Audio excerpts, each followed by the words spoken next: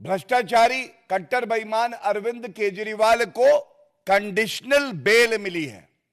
और यह कहना गलत नहीं होगा, जेल वाला सीएम अब बेल वाला सीएम हो गया है। और वो भी कैसी कंडीशनल बेल है वो भी मैं आपके समक्ष रखूंगा।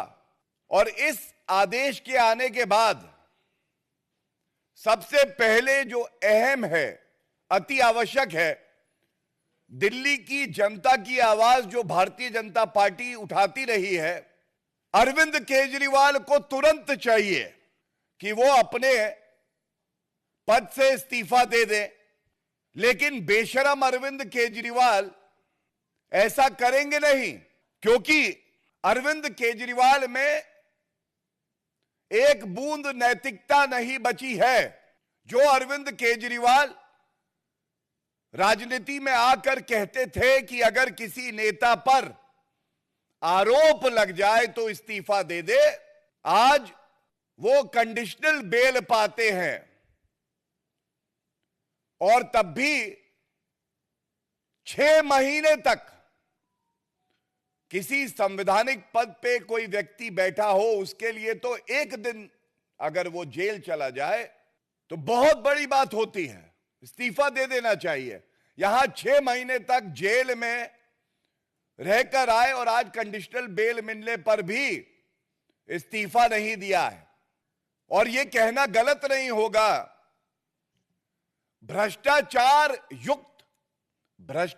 युक्त सीएम अभियुक्त, अब वो अभियुक्त की श्रेणी में है। और आप सर्वोच्च न्यायालय में अरविंद केजरीवाल की दलील क्या थी? पहला, उनकी पहली दलील यह थी कि जो उनकी गिरफ्तारी हुई है वो वैध नहीं है। और आज सर्वोच्च न्यायालय ने जब फैसला सुनाया है, 2 न्यायाधीशों की खंडपीठ ने स्पष्ट किया है, appellant's arrest does not suffer from any illegality।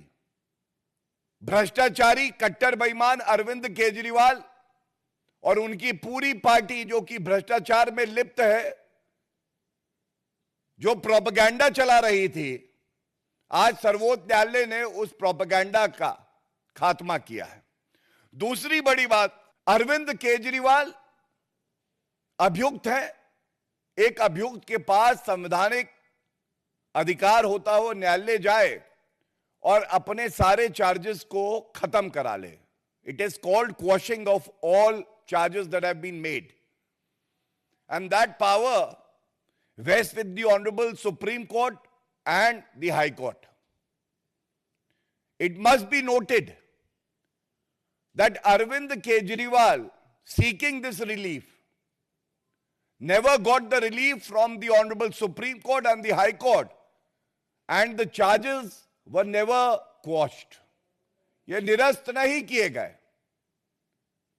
निरस्त नहीं किए गए इसका मतलब आधार है, साक्ष्य है, प्रमाण है, और इसीलिए प्रथम दृष्टया मुकदमा चलना चाहिए। इसके बाद एक लेयर और आती है रिलीफ की, डिस्चार्ज हो जाना। और मुकदमा जब चलता है उसके बाद न्यायालय एक्विटल देता है।